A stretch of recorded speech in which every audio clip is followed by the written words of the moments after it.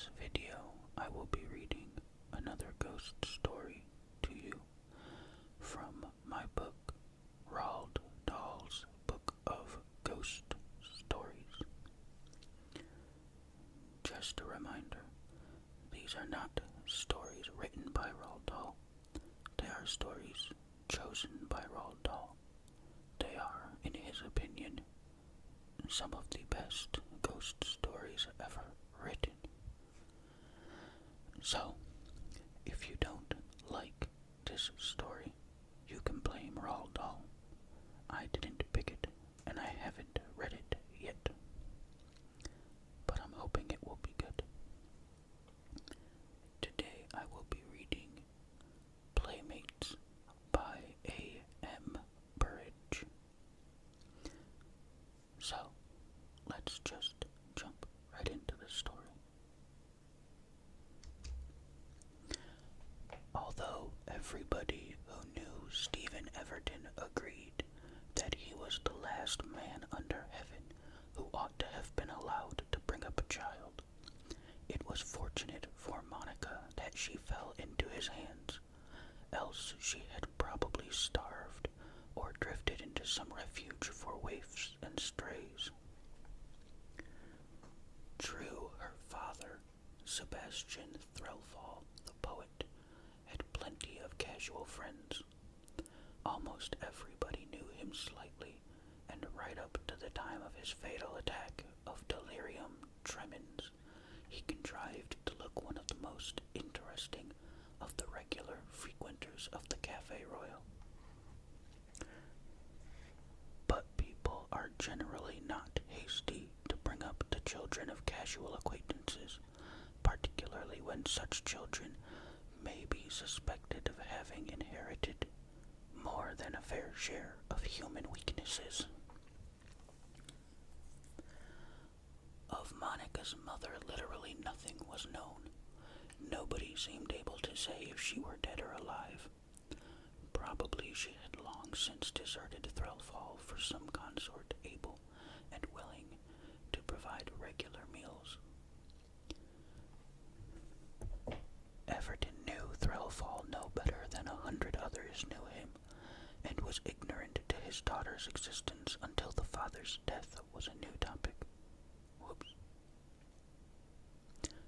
Until the father's death was a new topic of conversation in literary and artistic circles.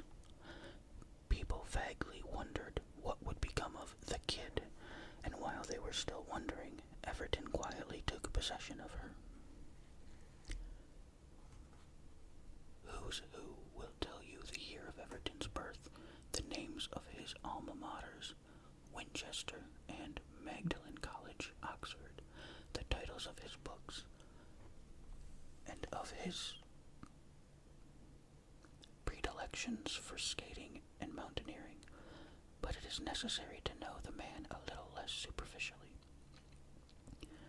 He was then a year or two short of 50, and looked 10 years older. He was a tall, lean man, with a delicate pink complexion, an oval head, a Roman nose, blue eyes, which looked out mildly through strong glasses, and thin, straight lips drawn tightly over slightly protruding teeth. His high forehead was bare, for he was bald to the base of his skull. What remained of his hair was a neutral tint between black and gray, and was kept closely cropped. He contrived to look at once prim and irascible,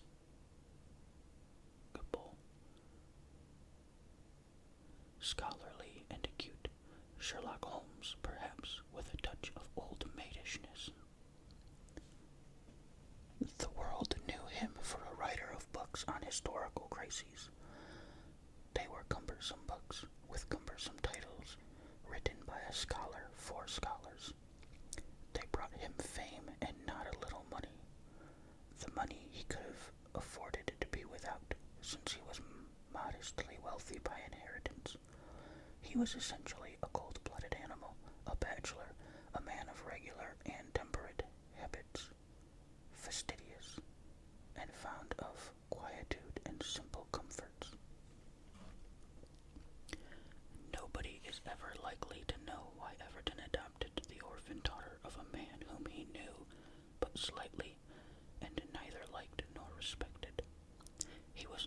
lover of children, and his humors were sardonic rather than sentimental.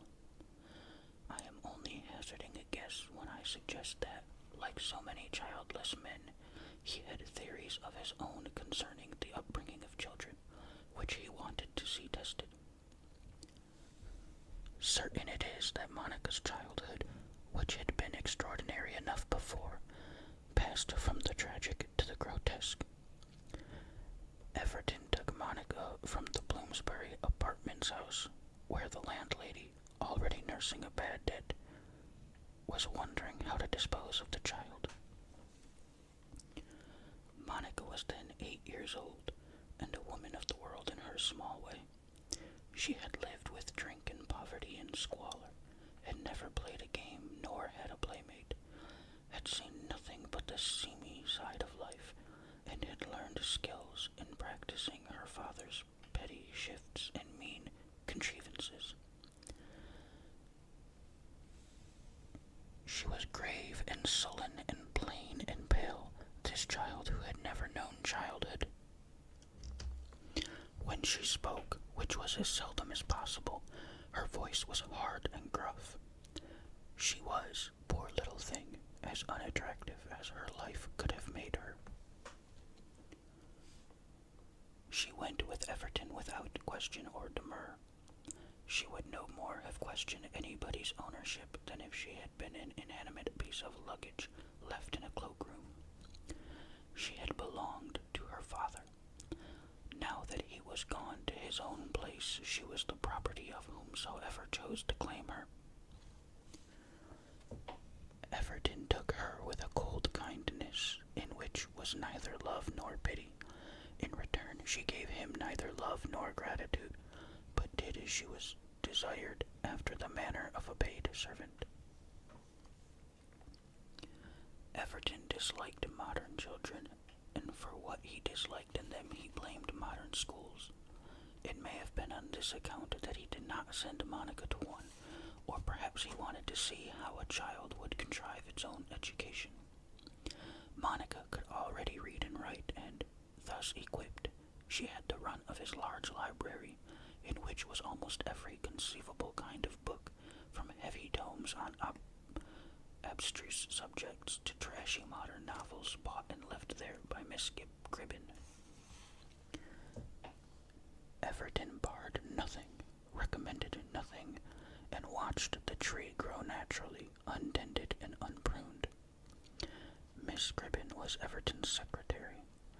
She was the kind of hatchet-faced, flat-chested, middle-aged, sexless woman who could safely share the home of a bachelor without either of them being troubled by the tongue of scandal. To her duties was now added the instruction of Monica in certain elementary subjects. Thus Monica learned that a man named William the Conqueror arrived in England in 1066, but to find out what manner of man this William was, she had to go to the library and read the conflicting accounts of him given by the several historians. From Miss Cribben she learned bare irrefutable facts. For the rest, she was left to fend for herself. In the library she found herself surrounded by all the realms of reality and fancy, each with its door invitingly ajar. Monica was fond of reading. It was, indeed, almost her only recreation, for Everton knew no other children of her age, and treated her as a grown-up member of the household. Thus she read everything from translations of the Iliad to Hans Andersen, from the Bible to the love gush of the modern female fiction-mongers. Everton, although he watched her closely and plied her with innocent-sounding questions, was never allowed a peep into her mind. What muddled dreams she may have had of a strange world surrounding the Hampstead house, a world of gods and fairies and demons, and strong silent men making love to sloppy-minded young women, she kept it to herself. Reticence was all that she had in common with normal childhood, and Everton noticed that she never played. Unlike most young animals, she did not take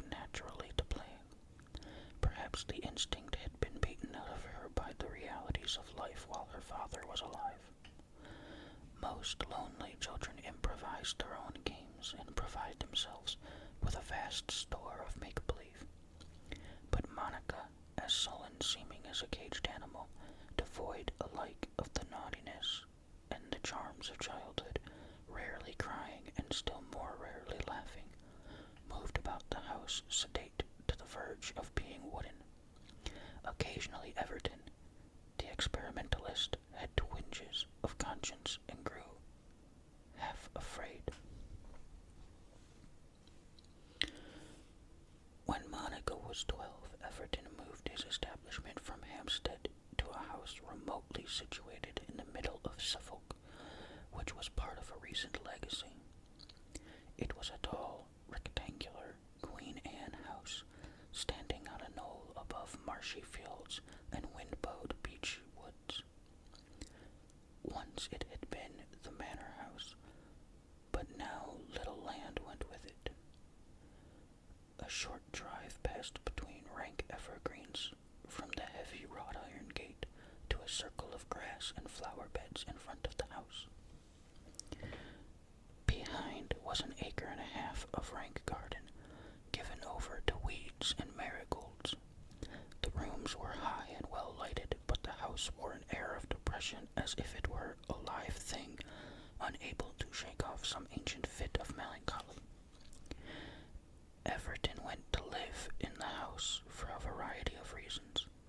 For the most part of a year he had been trying in vain to let or sell it, and it was when he found that he would have no difficulty in disposing of his house at Hampstead that he made up his mind. The old house, a mile distant from a remote Suffolk village, would give him all the solitude he required. Moreover, he was anxious about his health. His nervous system had never been strong, and his doctor had recommended the bracing air of East Anglia. He was not in the least concerned to find that the house was too big for him. His furniture filled the same number of rooms as it had filled at Hampstead, and the others he left empty. Nor did he increase his staff of 3 indoor servants and gardener. Miss Gribbin, now less dispensable than ever, accompanied him, and with them came Monica to see another aspect of life, with the same wooden stoicism which Everton had remarked in her upon the occasion of their first meeting. As regarded Monica, Miss Gribbin's duties were then becoming more and more of a sinecure. Lessons now occupied no more than half an hour a day. The older Monica grew, the better she was able to grub for her education in the great library. Between Monica and Miss Gribbin there was neither love nor sympathy, nor was there any affection of either. In their common duty to Everton, they owed and paid certain duties to each other. Their intercourse began and ended there. Everton and Miss Gribbin both liked the house at first. It suited the two temperaments, which were alike in their lack of festivity. Asked if she too liked it, Monica said simply yes, in a tone which implied stolid and complete indifference. All three, in their several ways, led much the same lives as they had led at Hampstead. But a slow change began to work in Monica, a change so slight and subtle that weeks passed before Everton or Miss Gribbin noticed it. It was late on an afternoon in early spring when Everton first became aware of something unusual in Monica's demeanor. He had been searching in the library for one of his own books, The Fall of the Commonwealth of England, and having failed to find it, went in search of Miss Gribbin and met Monica instead at the foot of a long oak staircase. Of her he casually inquired about the book, and she jerked up her head brightly to answer him with an unwonted smile. "Yes, I have been reading it. I expect I left it in the schoolroom. I'll go and see." It was a long speech for her to have uttered, but Everton scarcely noticed that at the time. His attention was directed elsewhere. "Where did you leave it?" he demanded. "In the schoolroom," she repeated. No schoolroom, said Everton coldly. He hated to hear anything miscalled, even were it only a room. Miss Gribbin generally takes you for your lessons in either the library or the dining room. If it is one of those rooms, kindly call it by its proper name. Monica shook her head. No, I mean the schoolroom. The big empty room next to the library. That's what it's called. Everton knew the room. It faced north and seemed darker and more dismal than any other room in the house. He had wondered idly why Monica chose to spend so much of her time in a room bare of furniture, with nothing better to sit on than uncovered boards or a cushionless window seat, and put it down to her genius for being unlike anybody else. Who calls it that? He demanded. It's its name, said Monica, smiling. She ran upstairs and presently returned with the book, which she handed to him with another smile. He was already wondering at her. It was surprising and pleasant to see her run instead of the heavy and clumsy walk which generally moved her when she went to obey a behest. And she had smiled 2 or 3 times in the short space of a minute. Then he realized that for some little while she had been a brighter, happier creature than she had ever been at Hampstead. How did you come to call that room the schoolroom? He asked, as he took the book from her hand. It is the schoolroom, she insisted, seeking to cover her evasion by laying stress on the verb. That was all he could get out of her. As he questioned further, the smile ceased and the pale, plain little face became devoid of any expression. He knew then that it was useless to press her, but his curiosity was aroused. He inquired of Miss Gribbin and the servant, and learned that nobody was in the habit of calling the long, empty apartment the schoolroom. Clearly Monica had given it its name, but why? She was so altogether remote from school and schoolrooms. Some germ of imagination was active in her small mind. Everton's interest was stimulated. He was like a doctor who remarks in a patient some abnormal symptom. Monica seems a lot brighter and more alert than she used to be, he remarked to Miss Gribbin. Yes, agreed the secretary. I have noticed that. She is learning to play. To play what? The piano? No, to play childish games. Haven't you heard her dancing about and singing? Everton shook his head and looked interested. I have not, he said. Possibly my presence acts as a check upon her, exuberance. I hear her in that empty room which she insists upon calling the schoolroom. She stops when she hears my step. Of course, I have not interfered with her in any way, but I could wish that she would not talk to herself. I don't like people who do that. It is somehow uncomfortable. I didn't know she did, said Everton slowly. Oh yes, quite long conversations. I haven't actually heard what she talks about, but sometimes you would think she was in the midst of a circle of friends. In that same room? Generally, said Miss Gribbin with a nod. Everton regarded his secretary with a slow, thoughtful smile. Development, he said, is always extremely interesting. I am glad the place seems to suit Monica. I think it suits all of us. There was a doubtful note in his voice as he uttered the last of conviction in her tone. As a fact, Everton had been doubtful of late if his health had been benefited by the move from Hampstead. For the first week or 2 his nerves had been the better for the change of air, but now he was conscious of the beginning of a relapse. His imagination was beginning to play him tricks, filling his mind with vague, distorted fancies. Sometimes when he sat up late writing, he was given to working at night on strong coffee. He became a victim of the most distressing nervous symptoms, hard to analyze and impossible to combat, which invariably drove him to bed with a sense of defeat.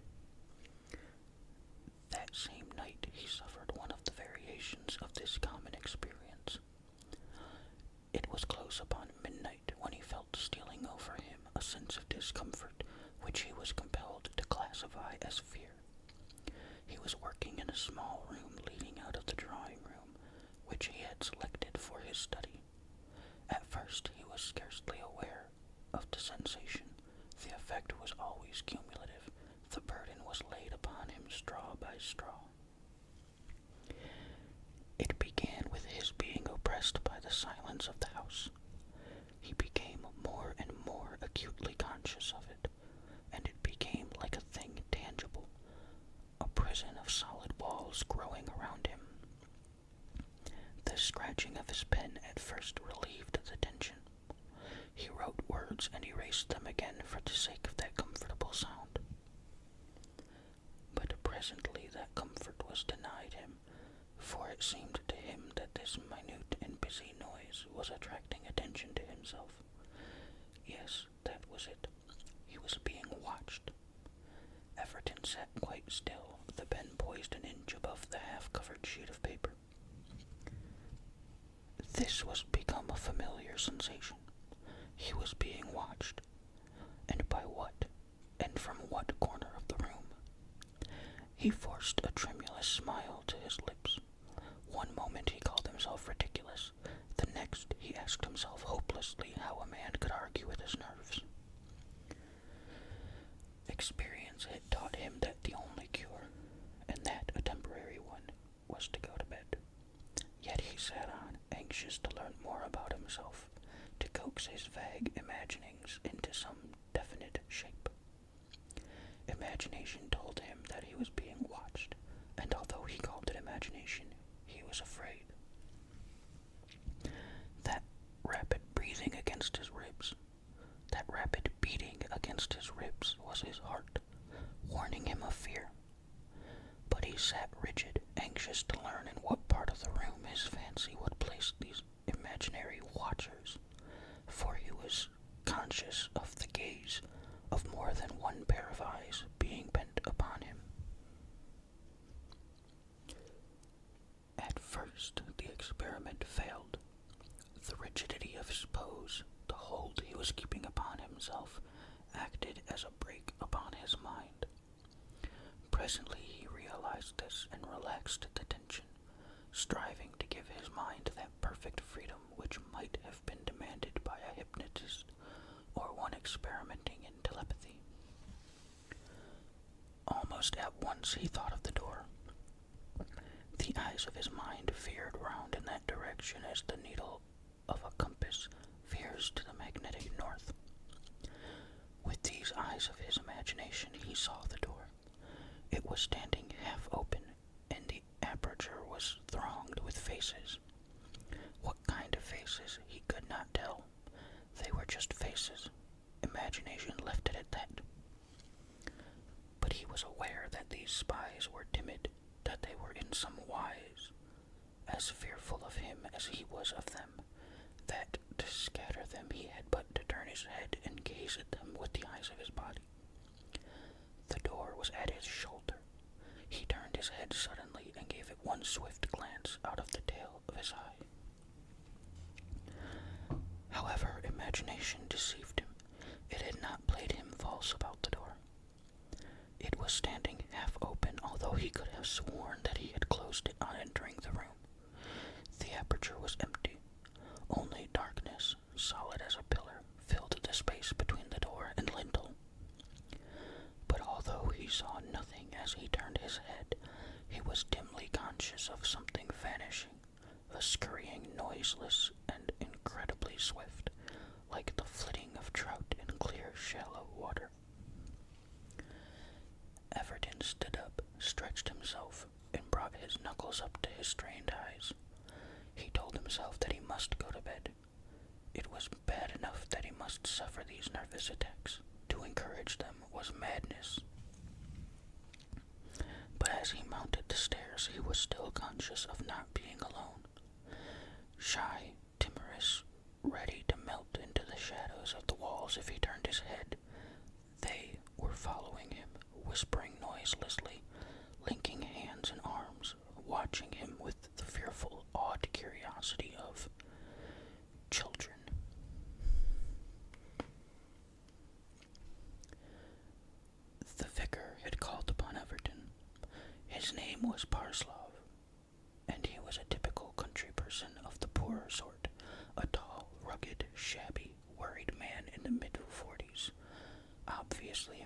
faced by the eternal problem of making ends meet on an inadequate stipend.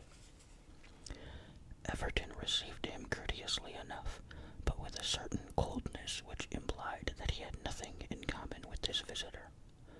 Parslow was evidently disappointed because the new people were not churchgoers, nor likely to take much interest in the parish.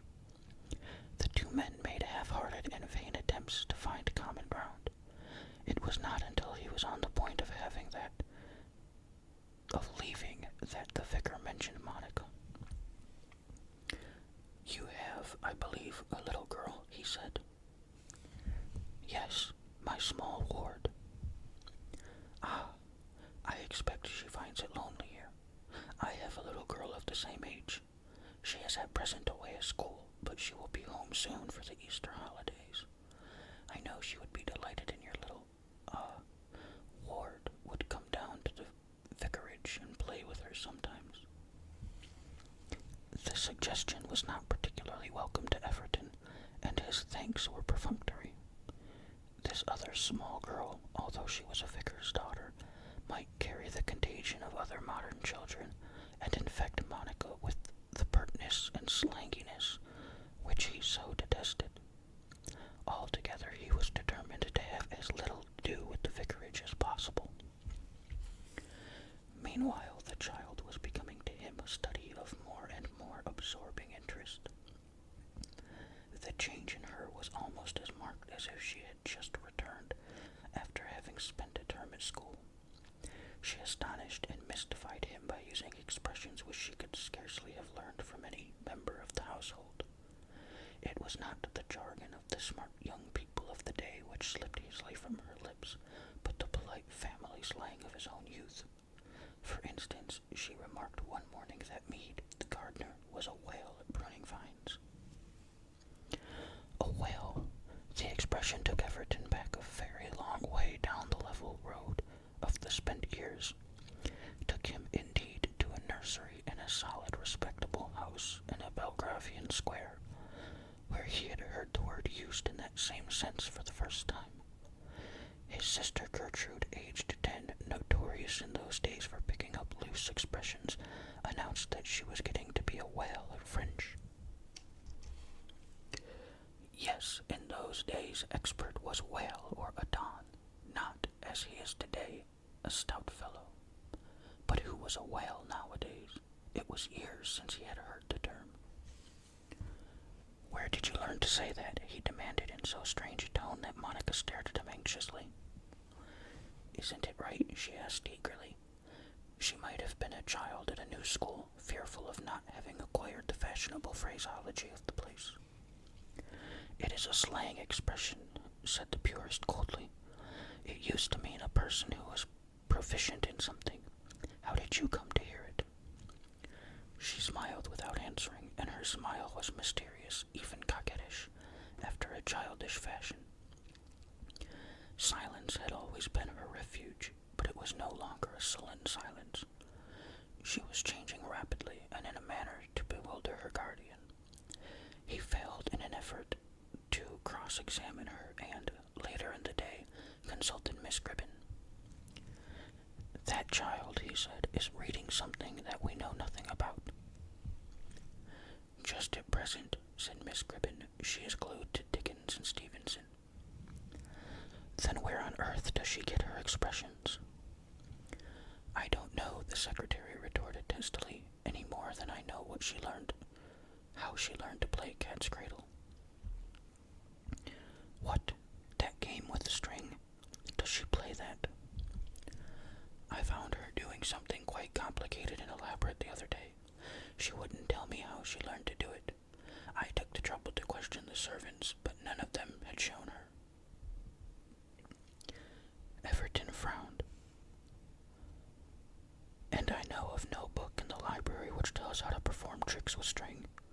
Do you think she has made a clandestine friendship with any of the village children?" Miss Gribbin shook her head. "She is too fastidious for that. Besides, she seldom goes into the village alone." There, for the time, the discussion ended. Everton, with all the curiosity of the student, watched the child as carefully and closely as he was able, without at the same time arousing her suspicions. She was developing fast. He had known that she must develop, but the manner of her doing so amazed and mystified him, and, likely as not, denied some preconceived theory. The untended plant was not only growing, but showed signs of pruning. It was as if there were outside influences at work on Monica, which could have come neither from him nor from any other member of the household. Winter was dying hard, and dark days of rain kept Miss Gribbin, Monica, and Everton within doors. He lacked no opportunities of keeping the child under observation, and once on a gloomy afternoon, passing the room which she had named the schoolroom, he paused and listened until he became suddenly aware that his conduct bore an unpleasant resemblance to eavesdropping. The psychologist and the gentleman engaged in a brief struggle in which the gentleman temporarily got the upper hand.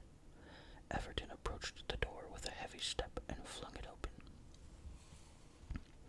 The sensation he received as he pushed open the door was vague but slightly disturbing, and it was by no means new to him. Several times of late, but generally after dark, he had entered an empty room with the impression that it had been occupied by others until the very moment of his crossing the threshold. His coming disturbed not merely one or two, but a crowd. He felt rather than heard them scattering, flying swiftly and silently as shadows to incredible hiding places, where they held breath and watched and waited for him to go. Into the same atmosphere of tension he now walked, and looked about him as if expecting to see more than only the child who held the floor in the middle of the room, or some telltale trace of other children in hiding. Had the room been furnished, he must have looked involuntarily for shoes protruding from under tables or settees, for ends of garments unconsciously left exposed. The long room, however, was empty save for Monica, from wainscot to wainscot and from floor to ceiling. Fronting him were the long, high windows, starred by fine rain. With her back to the white filtered light, Monica faced him, looking up to him as he entered. He was just in time to see a smile fading from her lips. He also saw a slight convulsive movement of her shoulders, that she was hiding something from him in the hands clasped behind her back.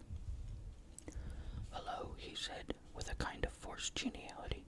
"What are you up to?" She said nothing, but not as sullenly as she would have said it, as she would once have said it. "Come," said Everton, "that is impossible. You were talking to yourself, Monica. You should not do that. It is an idle and very, very foolish habit. You will go mad if you continue to do that." She let her head droop a little. "I wasn't talking to myself," she said in a low, half-playful but very deliberate tone. "That's nonsense. I heard you." "I wasn't talking to myself." "But you must have been. There is nobody else here." "There isn't. Now." "What do you mean, now?" "They've gone. You frightened them, I expect." "What do you mean?" he repeated, advancing a step or two towards her. "And whom do you call they?" Next moment he was angry with himself. His tone was so heavy and serious, and the child was half laughing at him. It was as if she were triumphant at having inveigled him into taking a serious part in her own game of make-believe. "You wouldn't understand," she said. "I understand this, that you are wasting your time and being a very silly little girl. What's that you're hiding behind your back?" She held out her right hand at once, unclenched her fingers, and disclosed a thimble. He looked at it and then into her face. "Why did you hide that from me?" he asked. "There was no need."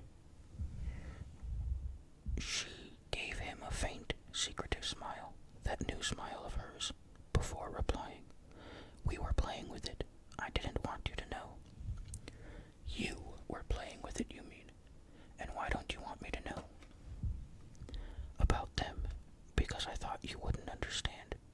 You don't understand. He saw that it was useless to affect anger or show impatience. He spoke to her gently, even with an attempt at displaying sympathy. Who are they? He asked. They're just them, other girls. I see. And they come and play with you, do they? And they run away whenever I'm about because they don't like me. Is that it? She shook her head. It isn't that they don't like you. I think they like everybody, but they're so shy.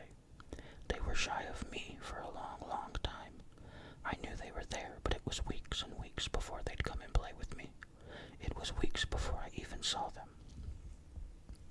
Yes, well, what are they like? Oh, they're just girls, and they're awfully, awfully nice. Some are a bit older than me, and some are a bit younger, and they don't dress like other girls you see today.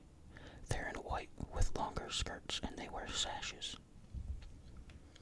Everton inclined his head gravely. She got that out of the illustrations of books in the library, he reflected. You don't happen to know their names, I suppose, he asked, hoping that no quizzical note in his voice rang through the casual but sincere tone which he intended. Oh, yes. There's Mary Hewitt, I think. I love her best of all, and Elsie Power, and... How many of them altogether? 7. It's just a nice number. And this is the schoolroom where we play games. I love games. I wish I'd learned to play games before. And you've been playing with the thimble? Yes. Hunt the thimble, they call it. One of us hides it, and then the rest of us try to find it. And the one who finds it hides it again. You mean you hide it yourself and then go and find it? The smile left her face at once, and the look in her eyes warned him that she was done with confidences. Ah, she exclaimed, you don't understand after all. I somehow knew you wouldn't. Everton, however, thought he did. His face wore a sudden smile of relief. Well, never mind, he said, but I shouldn't play too much if I were you.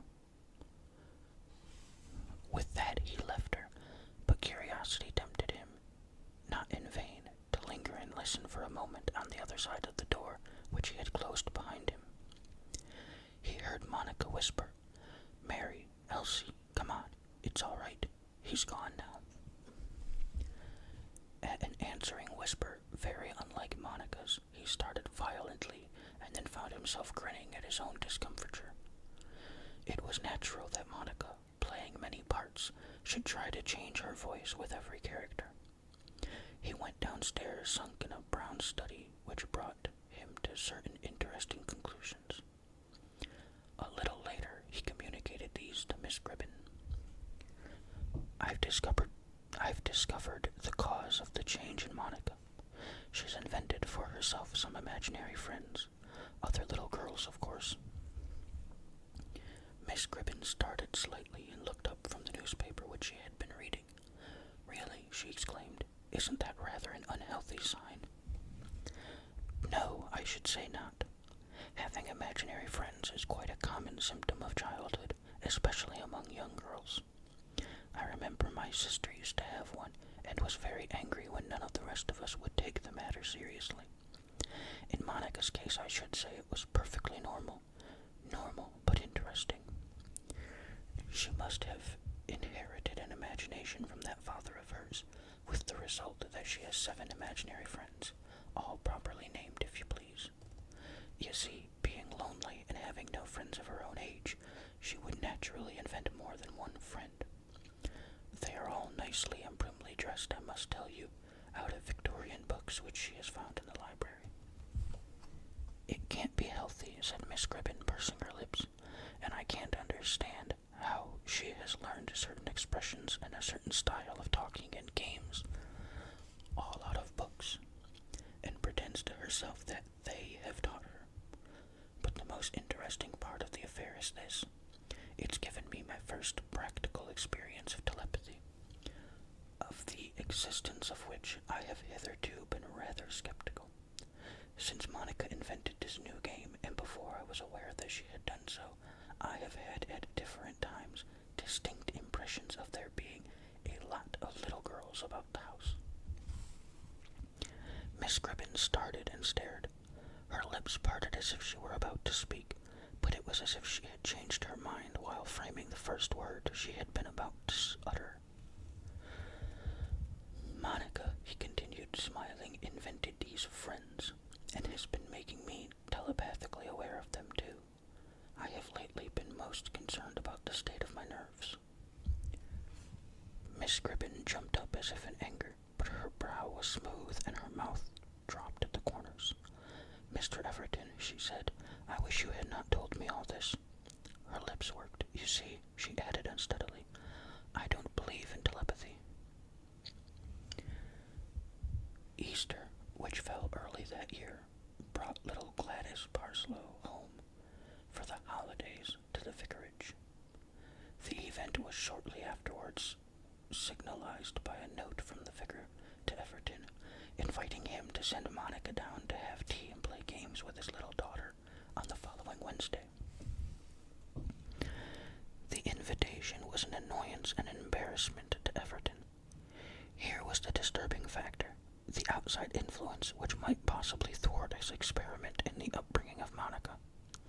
He was free, of course, simply to decline the invitation so coldly and briefly as to make sure that it would not be repeated, but the man was not strong enough to stand on his own feet, impervious to the winds of criticism. He was sensitive and had little wish to seem churlish, still less to appear ridiculous.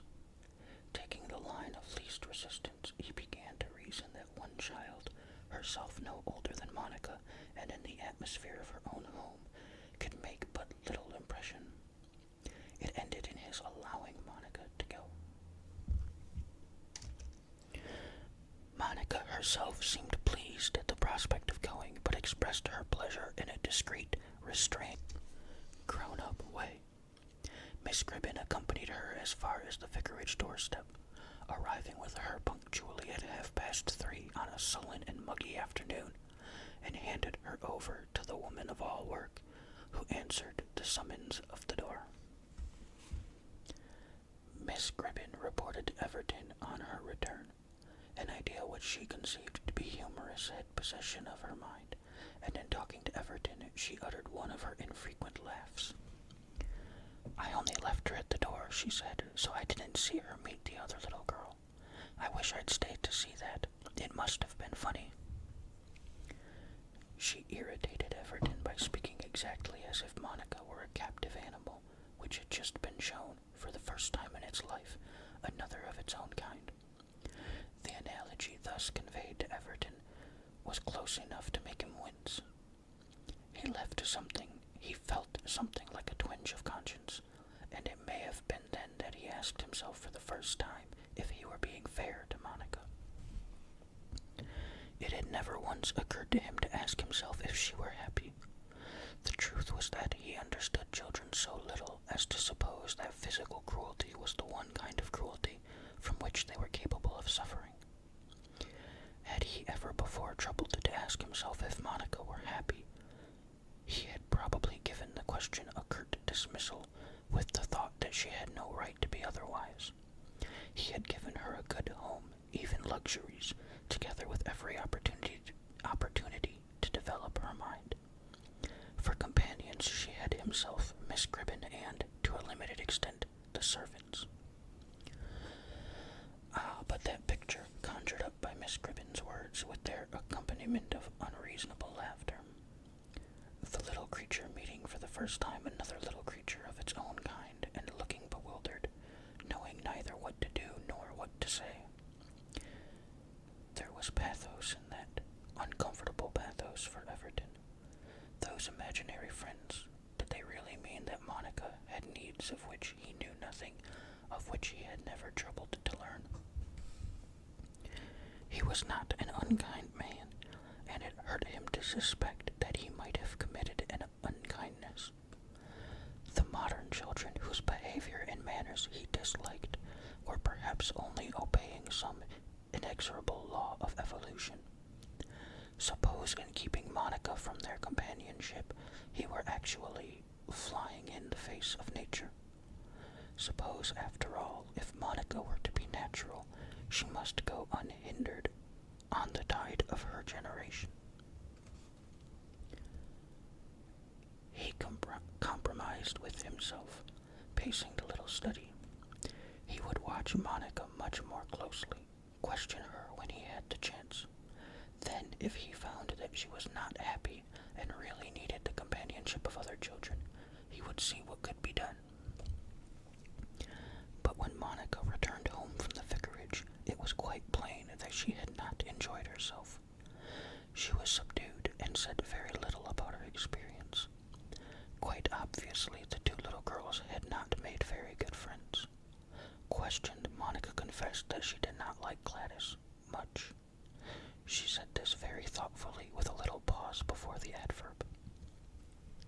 "Why don't you like her?" Everton demanded bluntly.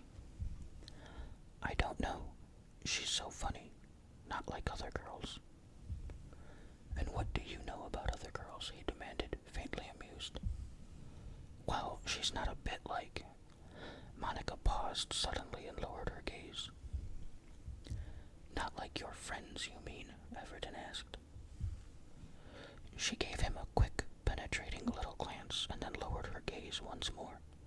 "No," she said, "not a bit." She wouldn't be, of course. Everton teased the child with no more questions for the time being and let her go.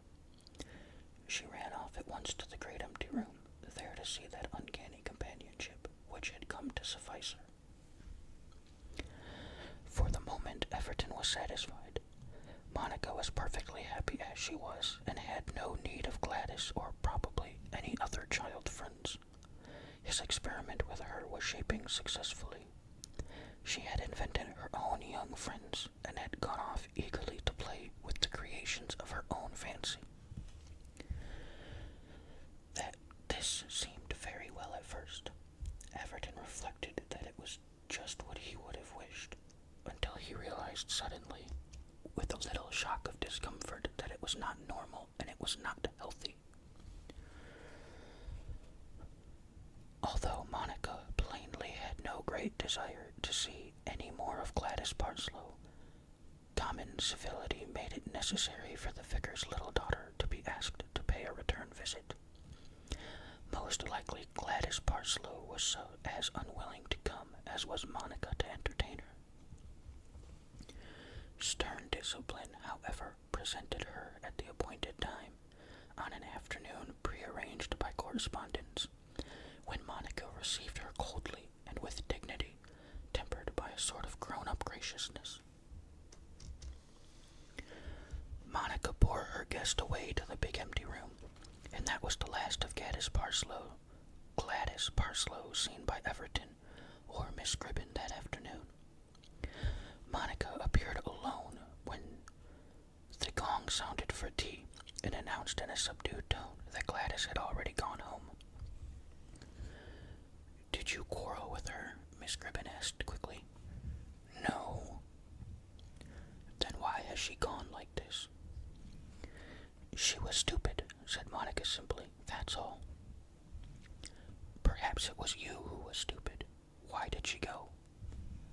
"She got frightened." "Frightened?" "She didn't like my friends." Miss Gribbin exchanged glances with Everton.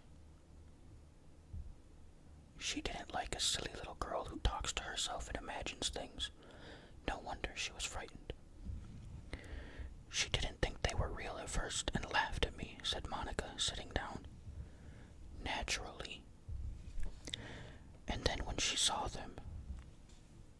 Miss Gribbin and Everton interrupted her simultaneously, repeating in unison and with well-matched astonishment her last two words. "And when she saw them," Monica continued, unperturbed, "she didn't like it. I think she was frightened. Anyhow, she said she wouldn't stay and went straight home." went straight off home. I think she's a stupid girl. We all had a good laugh about her after she was gone. She spoke in her ordinary matter-of-fact tones, and if she were secretly pleased at the state of perturbation into which her last words had obviously thrown Miss Gribbin, she gave no sign of it. Miss Gribbin immediately exhibited outward signs of anger. You are a very naughty child to tell such untruths. You know perfectly well that Gladys couldn't have seen your friends. You have simply frightened her by pretending to talk to people who weren't there, and it will serve you right if she never comes to play with you again. She won't, said Monica, and she did see them, Miss Gribbin. How do you know? Everton asked. By her face, and she spoke to them too, when she ran to the door. They were very shy at first because Gladys was there. They wouldn't come for a long time, but I begged them, and at last they did. Everton checked another outburst from Miss Gribbin with a look. He wanted to learn more, and to that end, he applied some show of patience and gentleness. Where did they come from? He asked. From outside the door. Oh no, from where they always come. And where's that? I don't know. They don't seem to know themselves. It's always from some direction where I'm not looking. Isn't it strange? Very. And do they disappear in the same way? Monica frowned very seriously and thoughtfully. It's so quick you can't tell where they go. When you or Miss Gribbin come in.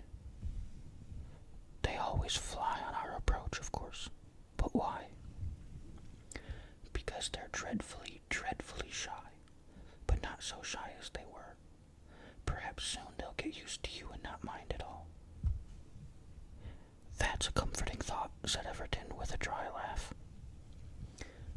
When Monica had taken her tea and departed, Everton turned to his secretary. You are wrong to blame the child.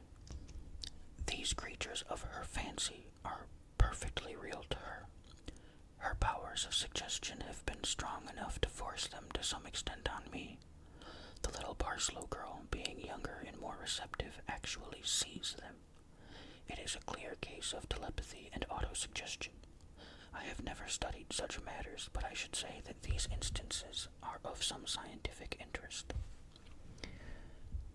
Miss Gribbin's lips tightened, and he saw her shiver slightly.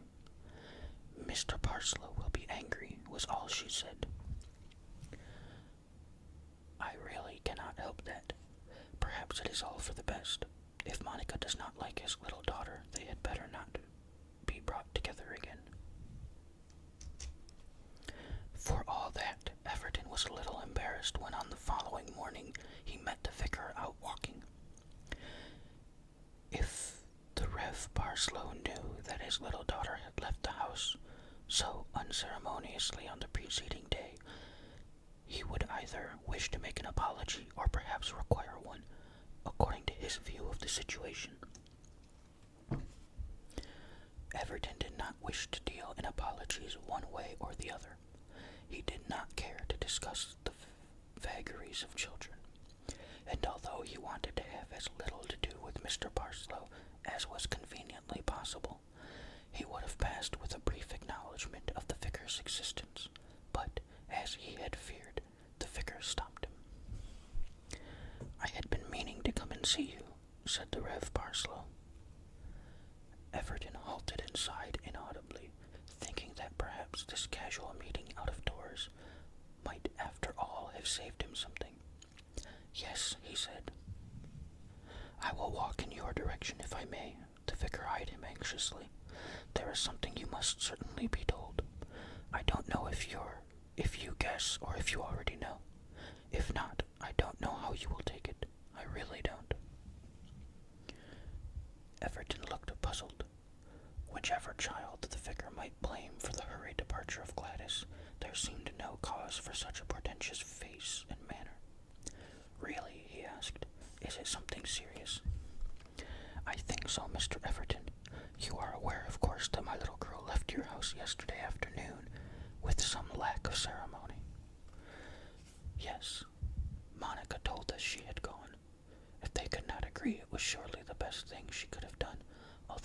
sound inhospitable of me to say it. Excuse me, Mr. Parslow, but I hope you are not trying to embroil me in a quarrel between children. The vicar stared in his turn.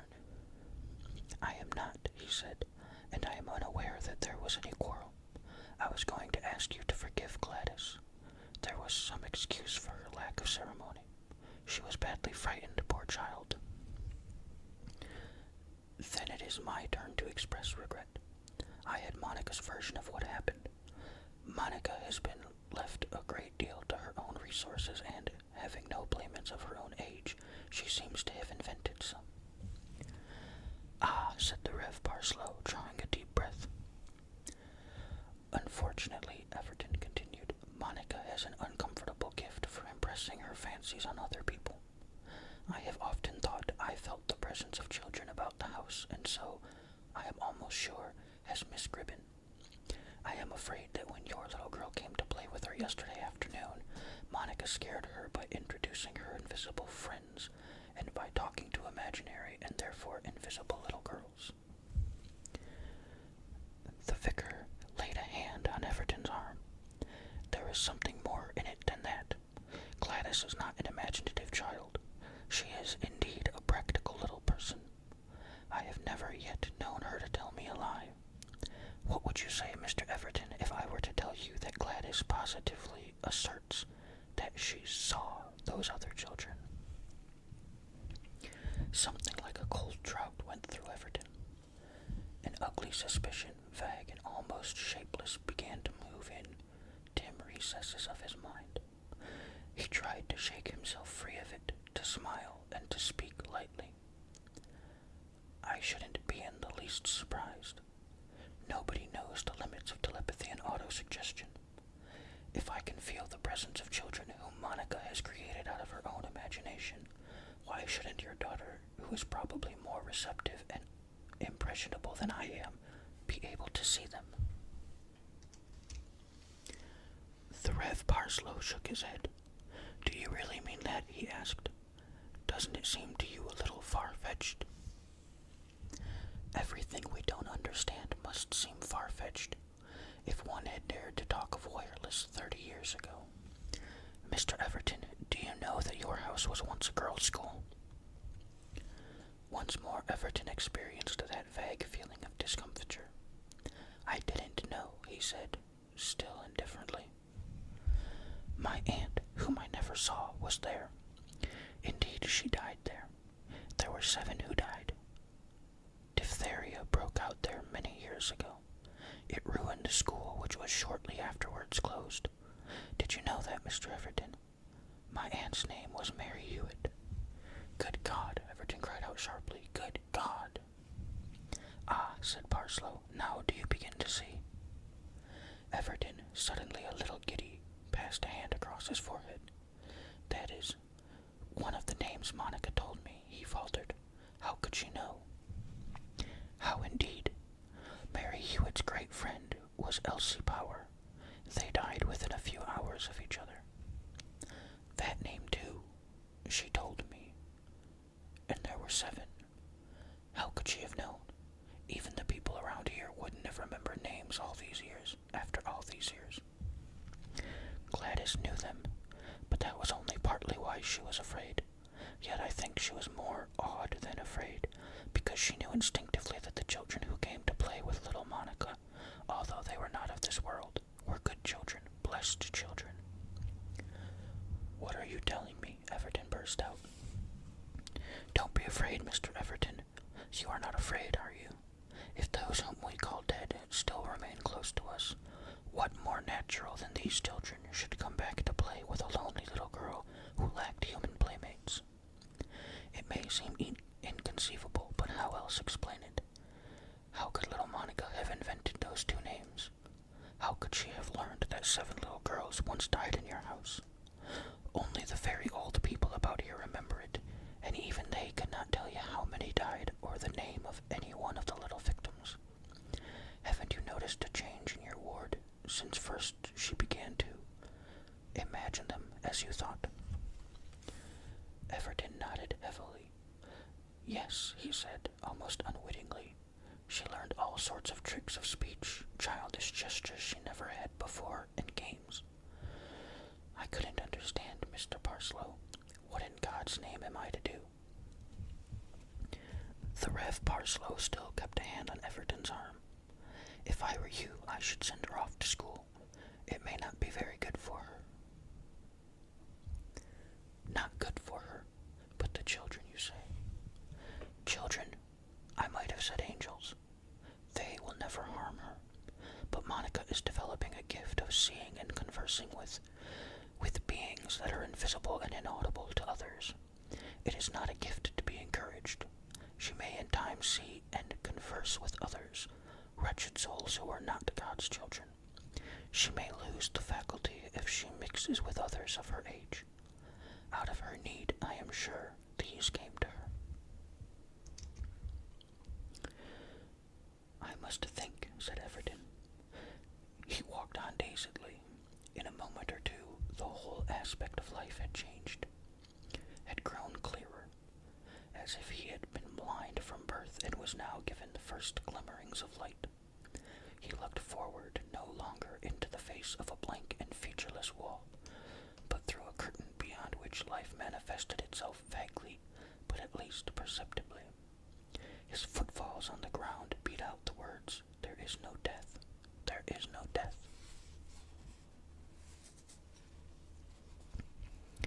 That evening after dinner he sent for Monica and spoke to her in an unaccustomed way.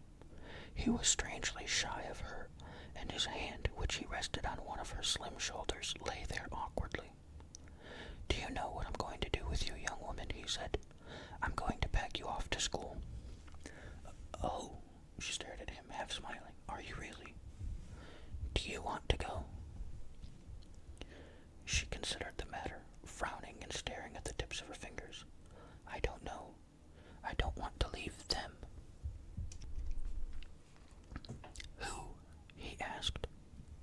"Oh, you know," she said, and turned her head half shyly. "What? Your friends, Monica?" "Yes. Wouldn't you like other playmates?" "I don't know. I love them, you see. But they said I ought to go to school if you ever sent me. They might be angry with me if I was to ask you to let me stay. They wanted me to play with other girls who aren't like they are. Because, you know, they are different from children that everybody can see. And Mary told me not to encourage anybody else who was different like them." Everton drew a deep breath. "We'll have a talk tomorrow about finding a school for you, Monica," he said. "Run off to bed now. Good night, my dear." He hesitated, then touched her forehead with his lips. She ran from him, nearly as shy as Everton himself, tossing back her long hair, but from the door she gave him the strangest little brimming glance, and there was that in her eyes which he had never seen before. Late that night, Everton entered the great empty room which Monica had named the schoolroom. A flag of moonlight from the window lay across the floor, and it was empty to the gaze. But the deep shadows hid little, shy presences of which some unnamed and undeveloped sense in the man was acutely aware. "Children," he whispered. "Children." He closed his eyes and stretched out his hands. Still they were shy and held aloof, but he fancied that they came a little nearer. "Don't be afraid," he whispered. "I'm only a very lonely man. Be near me after Monica is gone." He paused, waiting. Then as he turned away, he was aware of little caressing hands upon his arm. He looked around at once, but the time had not yet come for him to see. He saw only the barred window, the shadows on either wall, and the flag of moonlight.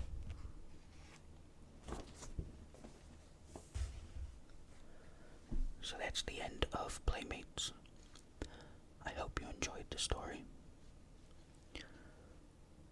That is it for this video.